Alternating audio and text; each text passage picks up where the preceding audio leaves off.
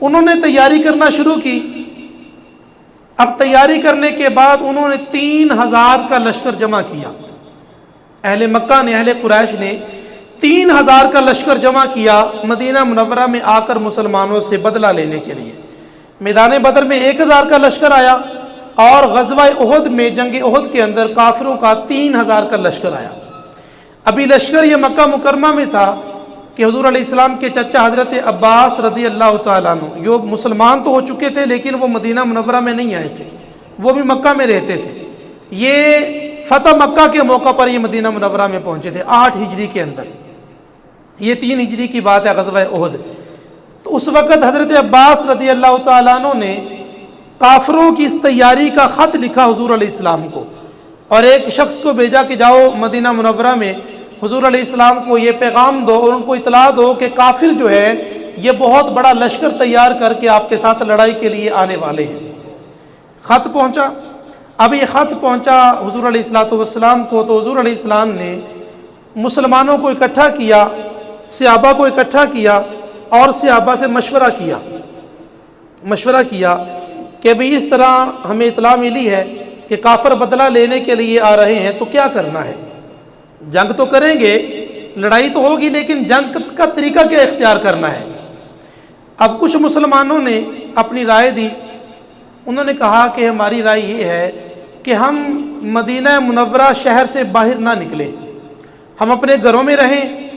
کافر جب مدینہ منورہ کی گلیوں اور بازاروں میں لڑائی کے لیے داخل ہوں تو ہم اچانک سے ان کے اوپر حملہ کر دیں اور اپنی چھتوں سے ان کے اوپر تیر برسائیں، اور ہماری خواتین اور بچے جو میدان جنگ میں نہیں جا سکتے وہ اپنے گھروں کی چھتوں سے ان کے اوپر پتھر برسائیں، اور اس طرح بڑی آسانی سے ہم ان کو قابو کر لیں گے۔ اور بات سمجھ میں بھی آتی ہے، عقل میں بھی آتی ہے کہ جب اچانک سے اوپر سے حملہ ہو جائے گا تو نیچے کھڑے ہوئے لوگ پریشان تو ہوں گے۔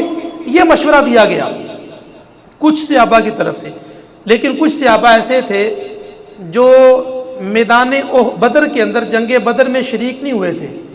اب ان کو جوش آنے لگا، ان کو جذبہ آنے لگا، اور انہوں نے حضور کی بارگاہ میں بصد ادب عرض کی حضور ہم تو دن رات اس دن کے انتظار میں تھے، آقا ہم تو انتظار میں ہیں کہ کب کوئی ہمارے مقابلے میں آئے اور کب ہم تلواریں لے کر اللہ کے راستے میں نکلیں اور شہید ہو کر اللہ کی بارگاہ میں پہنچ جائیں۔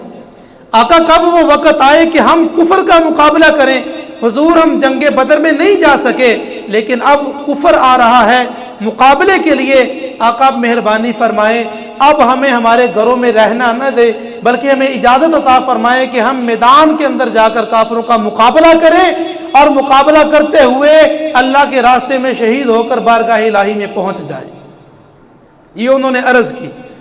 اب ان عرض کرنے والوں میں کچھ تو نوجوان تھے جو میدان بدر میں نہیں گئے تھے، لیکن کچھ جو ہے نا بڑے بڑے نامور صحابہ بھی شامل تھے، جن میں حضور علیہ السلام کے چچا حضرت امیر حمزہ رضی اللہ تعالیٰ عنہ بھی شامل تھے۔ انہوں نے بھی عرض کی حضور بڑی خواہش ہے، بڑی آرزو ہے کہ ہم میدان میں جائیں اور میدان میں جا کر اللہ کے نام کی تلوار کو لہرائیں، اور میدان میں ہم اللہ کے نام پر شہید ہو جائیں اور ہماری گردنیں کاٹ دی جائیں اور ہم اللہ کی بارگاہ میں مقبول ہو جائیں۔ اب یہ کیسی خواہش تھی، یہ کیسا جوش تھا، یہ کیسا ولولہ تھا کہ مسلمان اس لیے نہیں جانے کی خواہش کا اظہار کر رہے کہ حضور ہم جائیں، جنگ کریں اور جیت جائیں اور ہمارا نام چمکنے لگے اور ہمیں مال غنیمت مل جائے۔ نہیں، عرض کی حضور ہم جائیں، تلوار لے کر میدان میں نکلیں اور میدان میں ہماری گردن کٹ جائے اور ہم شہادت حاصل کر کے اللہ کی بارگاہ میں پہنچ جائیں۔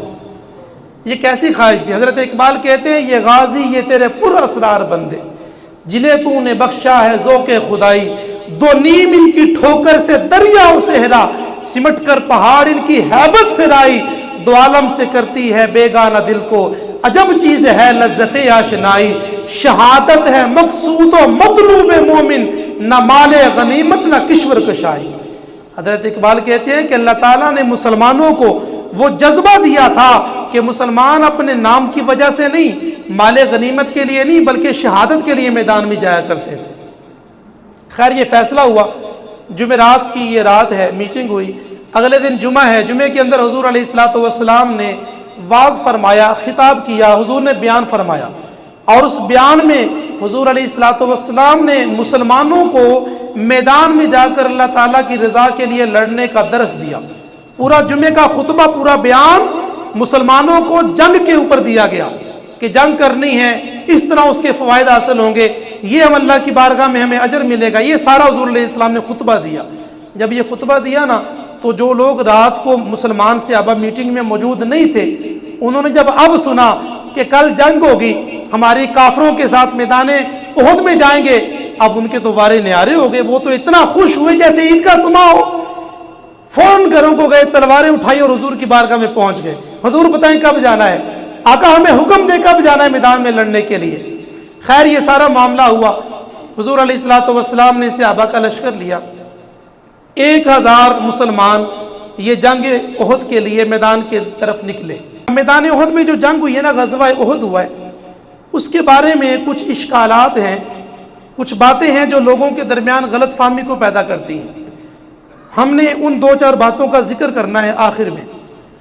उनमें पहली बात यह है कि हुजूर अलैहिस्सलाम ने 50 तीर अंदाज़ों को हुक्म दिया था। ये हमने सुना पड़ा है ज़िंदगी में बारहा कि उनको हुजूर ने हुक्म दिया कि तुम इस जगह पर खड़े हो जाओ, हम जीत जाएं या हार जाएं, जब तक मेरा पैगाम ना मिले तुमने इस जगह को छोड़कर वापस नहीं आना।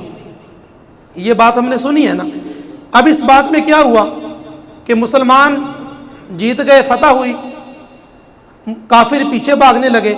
अब जब काफिर भागने लगे ना, तो वो जो लोग थे ना जिनकी ड्यूटी लगाई थी हुजूर ने, उनमें से कुछ लोगों ने अपनी ड्यूटी को छोड़ा और उन्होंने माल गनीमत इकट्ठा करना शुरू कर दिया। जब खालिद बिन वलीद ने देखा ना कि मुसलमानों की तवज्जो हट गई है हमसे, उसने दोबारा पलट कर हमला किया और उस हमले में बहुत सारे मुसलमान शहीद हो गए। मुसलमानों को बड़ा नुकसान हुआ। हुजूर अलैहिस्सलाम के भी जख्म आए उस वजह से हमला। और दूसरा मामला, कुछ लोग कहते हैं कि कुछ सहाबा ने हुजूर अलैहिस्सलाम को ग़ज़वा उहद में अकेले छोड़कर मैदान से भाग गए। माज़ल्लाह नाउज़ुबिल्लाह मिन ज़ालिक, कि कुछ सहाबा हुजूर को छोड़कर मैदान उहद से अपनी जान बचाने के लिए भाग निकले। ये फैसले करते हैं। मैदान उहद में जब अफरा तफरी फैली ना, और अफरा तफरी फैली मुसलमानों के दरमियान और कुफर के दरमियान, जब दोबारा हमला हुआ, एक सहाबी हज़रत मुसअब बिन उमैर रज़ियल्लाहु ताला अन्हु, इनको ये एजाज़ मिला था हुजूर अलैहिस्सलाम और अल्लाह ताला की तरफ से कि इनका चेहरा हुजूर के चेहरे से मुशाबत रखता था। इनको ये एजाज़ मिला था। मैदान उहद में ये शहीद हो गए। जब ये शहीद हुए ना, तो कुछ लोगों को गलत फहमी हुई और उनको लगा कि हुजूर अलैहिस्सलाम शहीद हो गए हैं। जब ये अफवाह फैली ना मैदान बदर में, अब हुजूर के बड़े बड़े ताकतवर, हुजूर के बड़े बड़े जानिसार सहाबा दिल हार बैठे, दिल हार गए। क्यों दिल हारे? कि जब हुजूर जिनके लिए सब कुछ था, जिनके लिए ज़िंदगी गुजार रहे थे, जिनके लिए मदीने में आए, जिनके लिए मक्के में मारे खाई, जिनके लिए घर बार छोड़ा, बच्चों को छोड़ दिया, वतन छोड़ दिया, जब वही दुनिया में ही नहीं रहे तो हमने रहकर क्या करना है? ये कैफियत बन गई। जनाब फ़ारूक आज़म रज़ियल्लाहु ताला ने अपनी तलवार जो पकड़ी थी ना हाथ में, उसकी नोक ज़मीन पर लगाई और तलवार पर हाथ रखकर ना वहाँ पर एक पहाड़ से टेक लगाकर खड़े हो गए। जैसे बंदा मायूस नहीं हो जाता, बड़ा गमगीन सा हालत हो बंदे की कि यार अब क्या करना है इस ज़िंदगी का। आप खड़े थे ना, तो अचानक लोगों के दरमियान ये बात फैल गई कि हुजूर शहीद नहीं हुए बल्कि हमारे हुजूर जिंदा हैं, हुजूर ठीक हैं। जब ये बात फैली ना, तो जो मुसलमान हिम्मत हार गए थे, अपनी ज़िंदगी उन्होंने ख़त्म करने का प्लान बना लिया था, उन्होंने तलवारें उठाई, अल्लाह अकबर का नारा लगाया और वापस मैदान की तरफ दौड़ने लगे। एक सहाबी दौड़ते दौड़ते जनाब फ़ारूक आज़म के करीब से गुजरे। जब देखा ना फ़ारूक आज़म खड़े हैं मायूसी की हालत में और बड़े परेशान से, तो रुक गए। अर्ज़ की हज़रत आप खड़े हैं, आपको क्या हुआ? फरमाया तुम्हें नहीं पता क्या हुआ? अर्ज़ की हज़रत बताएं तो सही। फरमाया जिनके लिए मैदान में आए थे, जिनके नाम पर सांसें चलती थी, जिनको देखकर हम जिंदगी गुजारते थे, जब वो ही नहीं रहे तो हम नहीं रहकर क्या करना है? फरमाया अब कोई जंग नहीं होगी, अब उमर की जान का कुछ भी हो जाए उमर को कोई परवाह नहीं। जब उस सहाबी ने ये सुना ना, उसने हज़रत उमर की तरफ देखा, कहने लगा हज़रत जी बात आपने सुनी थी, हमने भी सुनी थी, लेकिन अब पता चला है कि हमारे आका जिंदा है, हुजूर हयात है, हमारे आका शहीद नहीं हुए। जनाब फ़ारूक आज़म ने तलवार को ज़मीन से निकाला, तलवार को निकाल कर अल्लाह अकबर का नारा लगाया और कुफर की सफ़ों को चीरते हुए हुजूर के कदमों में पहुंच गए। یہ لوگ کہتے ہیں نا کہ جو بھاگ گئے تھے، یہ مسئلہ ہوا تھا، جناب صدیق اکبر چلے گئے، عثمان غنی چلے گئے، یہ لوگوں کی باتیں غلط ہیں۔ میدان احد کے اندر ایسا نہیں ہوا، بلکہ یہ دل ہار بیٹھے تھے۔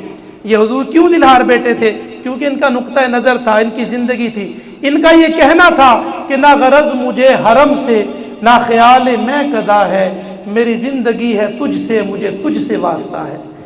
حضور ہماری زندگیاں تو آپ کے ساتھ ہیں، اگر آپ ہیں تو ہم بھی ہیں، حضور اگر آپ نہیں ہیں تو ہم بھی نہیں ہیں۔ اور آخری بات، اب یہ ان صحابہ کے بارے میں آج لوگ فیصلہ کرتے ہیں، ان صحابہ کے بارے میں کہ جو انہوں نے مال غنیمت لوٹنا شروع کر دیا، انہوں نے حضور کو چھوڑ کر بھاگ، یار ان لوگوں نے بے وفائی کرنی تھی، ان لوگوں نے حضور کو چھوڑ کے بھاگنا تھا۔ ایک صحابی رسول حضرت ابو دجانہ رضی اللہ تعالیٰ عنہ میدان احد کے اندر جسم زخموں سے چور چور ہو چکا ہے، جب تیروں کی برسات ہوئی نا حضور کی طرف کافروں نے کی، تو یہ ابو دجانہ حضور کے اوپر لیٹ گئے، حضور بیٹھے ہوئے تھے نا، یہ حضور کے اوپر لیٹ گئے، حضور کو جپھی ڈال لی۔ اب جتنی تلواریں آتی، تیر آتے، ان کے کمر پر زخم بندے گئے، یہ ان کا جسم زخموں سے چور چور ہو گیا۔ جب حضور علیہ السلام وہ غار میں جانے لگے نا، اوپر چڑھ کر حضور قدم اٹھانے لگے تو وہ غار تھوڑا سا پتھر اونچا تھا، قدم رکھنے میں دشواری ہو رہی تھی۔ جناب ابو دجانہ آگے بڑھے، عرض کی حضور پریشان کیوں ہوتے ہیں؟ ابو دجانہ کے کندھے پر قدم رکھے اور پتھر کے اوپر چڑھ جائے۔ ان لوگوں نے بے وفائی کرنی تھی حضور کے ساتھ، ان لوگوں نے چھوڑ کر بھاگنا تھا۔ ایک صحابی رسول زخم جسموں سے چور چور ہو گیا، جنگ ختم ہو گئی، حضور نے فرمایا اس کو بلا کر لاؤ۔ جب دیکھا گیا تو وہ زخموں سے چور چور ایک پتھر کے پیچھے گرے پڑے ہیں، ان کو جا کر بتایا گیا کہ حضور بلاتے ہیں۔ اب ایک کتاب میں ہے کہ ان کو صحابہ نے پکڑا اور پکڑ کر حضور کی بارگاہ میں لے کر آئے، اور ایک کتاب میں ہے کہ وہ جب ان کو پتہ چلا نا حضور نے بلایا ہے، انہوں نے کہا کہ مجھے چھوڑ دو، پیچھے ہٹ جاؤ۔ وہ سارے پیچھے ہٹ گئے، وہ اپنے جسم کو گھسیٹ کر حضور کی بارگاہ میں لے گئے اور اپنا سر حضور کے قدموں پر رکھا۔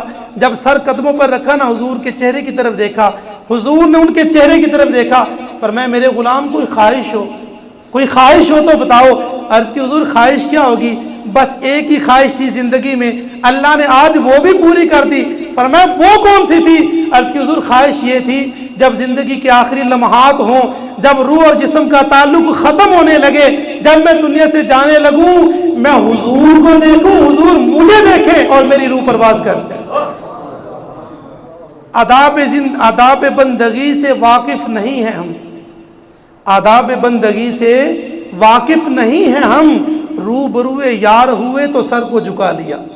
ہمیں نہیں پتہ عبادت کیا ہے، ہمیں نہیں پتہ عشق کیا ہے، ہمیں نہیں پتہ بندگی کیا ہے، ہم نے تو جب یار کا رخ دیکھا تو اپنے سر کو حضور کے قدموں میں جھکا دیا ہے۔ نہ غرض مجھے حرم سے، نہ خیال میں قضا ہے، یا رسول اللہ میری زندگی ہے تجھ سے، مجھے تجھ سے واسطہ ہے۔ اللہ تعالی ہم سب کو اور اس وقت کے ہم مسلمانوں کو وہی جذبہ ایمانی عطا فرمائے، وہی قوت ایمانی عطا فرمائے، اور میدان احد کے اندر 15 شوال کو شہید ہونے والے حضور علیہ السلام کی جان نثار صحابہ کے درجات بلند فرمائے۔ اللہ تعالی ہم سب کا حامی